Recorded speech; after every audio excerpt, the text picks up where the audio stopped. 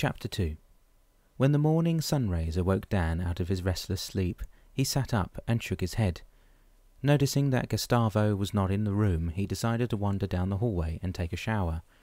Beforehand, and when he opened his locker box, he found a piece of paper at the bottom of the duffel bag that must have fallen out of his pants pocket when Mrs. Stevens packed his clothes. It read, "Meet F at the hangar on the 10th. Dan sat on the floor and stared at the note for a while, bewildered. There was something about the writing. It must have been his own, he concluded. But who was F? And what hangar was he referring to? He couldn't think of it at the moment. He folded the note and put it in his jeans pocket. After taking a shower and getting into some fresh clothes, he went to join Gustavo for breakfast. The so-called dining room could have easily hosted 100 patrons, but this morning there was only a few tired-looking men eating some porridge, slurping the warm concoction noisily. Somehow, the sight of these poor souls disturbed Dan. He knew he didn't belong in this place, and he knew that he would have to find out his name sooner than later. "I thought you said that thing around your neck protects you from having bad dreams," Gustavo said after drinking some of his coffee. "So why do you wear it during the day? Do you expect to have bad daydreams too?" he chuckled. Dan shook his head while munching on a piece of toast. "No, not daydreams, Gustavo, but I know this dream catcher will protect me from bad encounters or pull me out of tricky situations somehow." "How do you know that? Has it protected you before?" "I can't remember, but something tells me that I have to trust my instincts." "Okay, good enough for me," Gustavo replied, finishing the last of his porridge. "What are you planning to do today, then?" "I'm going to find out who I am," Dan stated matter-of-factly. "And how do you plan to do that? Didn't your doc say that you'll regain your memory bit by bit?" "Yeah, that's what he said, all right, but I need to trigger something in my brain to remember the bits and pieces." "And where do you expect to find this trigger of yours? It's not like you can go to the library." The look on Dan's face stopped Gustavo mid-sentence. "Did I say something funny?" No, you didn't, but you gave me an idea." "Glad I did. But what idea was that?" "The library, Gustavo, that's the idea. I'll go to the library." "What do you hope to find among thousands of books? It's not like your name is going to be written in gold letters on some book or another." "Inspiration, that's what I'm going to find at the library." Dan fixed his gaze on his new friend. "Are you coming with me?" He had a slim hope that Gustavo would agree to accompany him. It seemed the more he talked to him, the more thoughts or images would come to mind. Gustavo drank the last of his coffee and got up. "Sure, I'll go with you. I haven't been there in ages. It'd be good for me to put some more bricks on the pile of my practically non-existent knowledge." One thing about Gustavo that amazed Dan was the fact that the man sounded much more knowledgeable than he led on. He wasn't a drunken vagrant. On the contrary, this guy sounded as someone who had fallen on hard times. Stefano arrived at his parents' home late in the afternoon of Monday. He parked his caddy on the street and went around the house to find his mother sitting in one of the lounge chairs that surrounded the shallow pool, an oasis that his father had constructed soon after they had bought the house. It was such a peaceful place that Stefano remembered the many evenings he spent studying or reading, sitting in the very same chair where he found his mother. "Oh God, you can't imagine what a relief it is to see you, Stefano," Malou said, getting up and giving her son a big hug. "Well, I was on my way, so here I am. And nothing happened, as you can see." Yes, I don't know why I was afraid you would have an accident." "Come on, Mum," Stefano said soothingly. "It will be okay. We will find Dad. That's all there is to it." "But what if he's gone too far into the future? What then? We can't go in the future." "Exactly, Mum. That's precisely what I thought. After I heard your story and mulled over all of the events that happened during your journey, I came to the conclusion that Dad has gone back either to 2000 or sometime earlier than that." "But how are we going to pinpoint the date or even his location? We have nothing to guide us." Malou looked up at her son, pleading for answers. "Come in the house, Mum, and I'll explain. But first I need to take a shower, change and eat something. Where are Gabby and Daniel? Didn't they stay with you today?" As the two of them made their way indoors, Gabby looked up from her laptop.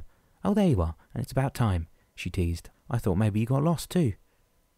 "That's not funny, Gabby," Stefano replied, admonishingly. "And where is that brother of yours?" "At the library. He's got some tests coming up and he needed to get some backdated newspaper clippings or something." "And he'll be back for dinner, I suppose?" Stefano asked.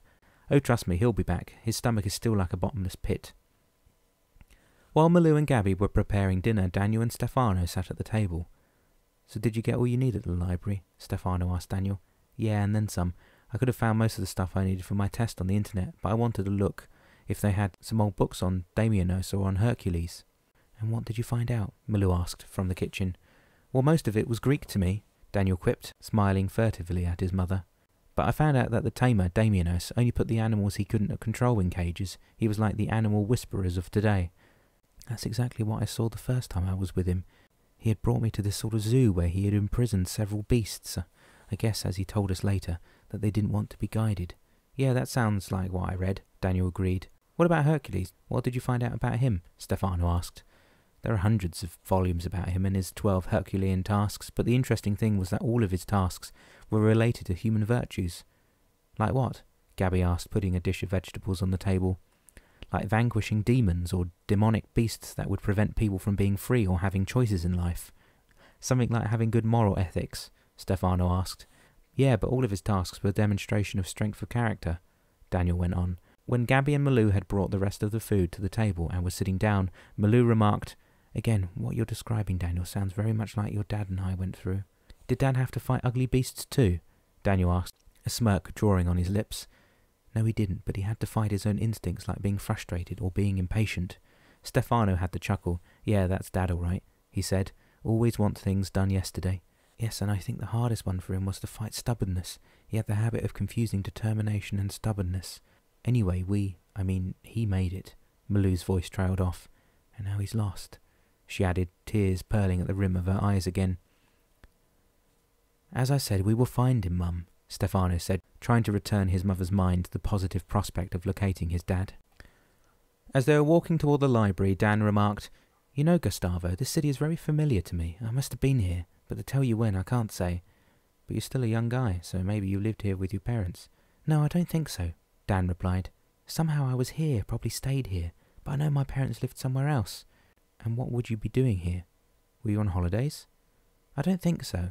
I think it's got something to do with the naval base. For some reason I went there yesterday. I had to see the ships and was looking for an aircraft carrier. Don't ask me why, because I've no idea. Maybe you were a naval officer. His eyebrows raised. Dan said, How could I be an officer when I'm only in my early 20s? Simple. If you studied engineering, for example, and had a degree, you could have enlisted as an officer. Maybe they've got some records of you at the recruiting office. Do you think they would recognize me if I walked in? Dan asked, visibly more than hopeful. Although he couldn't remember ever taking a college course of any sort, Gustavo's suggestion made sense. How about we go there now, instead of you searching for inspiration at the library, as you said? I don't know if I've got enough money for even a bus fare, Dan replied. Don't worry about that. I got my cheque yesterday, so I'm loaded, as you might say. Thanks, buddy. I'll reimburse you as soon as Mrs. Stevens gets her act together and sends me a cheque too. Coffee mug in hand, Malou and her 3 children went to the lounge to continue their conversation. Okay, Stefano, his mum began. You said something about knowing exactly what I meant when I said we wouldn't be able to travel into the future to find Dad. What did you think then? Well, like you described, Mum. First you and Dad returned to 2000, and once you woke up from your imaginary trip, you came back to 2013, to your time of departure, and while you were on your journey, you always went further into the past, like going back to the World War II, when Grandma escaped to Venezuela. You never went into the future, right? Yes, that's right, and that's why I think if your dad has gone further into the past, he wouldn't be able to travel into the future. Sorry, Mum, but that's where you might be wrong. How? Malou questioned, wide-eyed. I think I know what Stefano is getting at, Mum, Daniel interposed. You see, when you and Dad travelled into your past, you were able to come back to the present. If it had not been for you two not holding hands, you would be both back into your future. Precisely, Daniel, Stefano rejoined. So you're saying that a person travelling in his past could always come back to the present, right? Gabby asked, sipping on her coffee. Yes, although you couldn't travel to 2014, for example, you can return to the time you left, as long as it is not beyond the time at which you left. Does that make sense? Yes, Stefano, it does, Malou agreed, but the question remained, how do we find Dad? It's all well and good that we could bring him back, but we've got to find him first. Yes, and to do that, Mum, I think the 4 of us should have a chat with the Seminole Indian and see what he can suggest. Why? Gabby asked. It's not like he knows what could happen during our search. He's only offering an open door into the past, that's all, as I understand it. She looked at her mother. Yes, Gabby, but I think it's a start, Stefano agreed. However, he probably would know something about saving us from growing younger. Oh, I see what you mean, Daniel cut in. If we go into our past even 13 years in time, we'd only be kids then, and if Dad has gone further back in time, we wouldn't have been born then, is that right? Is that it? Yes, Stefano said. But this is where I thought of what you described as your visit to Sunperk. During World War II, neither you nor Dad was born then, yet you relived all of the events as they occurred in reality. So you mean we could go back in time for only a few days maybe, and then take a trip further back in time, until we find the date at which Dad landed? Yes, Mum, that's exactly what I'd like to do. We would not lose any of our maturity, but we would have the opportunity to visit the past, such as you and Dad did during your journey. Okay then, if you think it will help, then we should drive to Pahokee tomorrow. Hold on, Mum, Stefano cut in. As I said to Gabby a minute ago, it's a start, but we can't go navigating in the past, searching for Dad without guidance, so we would need to talk to Damianos, the cat, before we start, don't you think? I don't think he would be able to talk to us in his present state, but I'm absolutely convinced he can hear and understand everything he's been told. Besides, we're souls in his charge, and one of the last things he told us was that he would be there, wherever there is, if we needed him.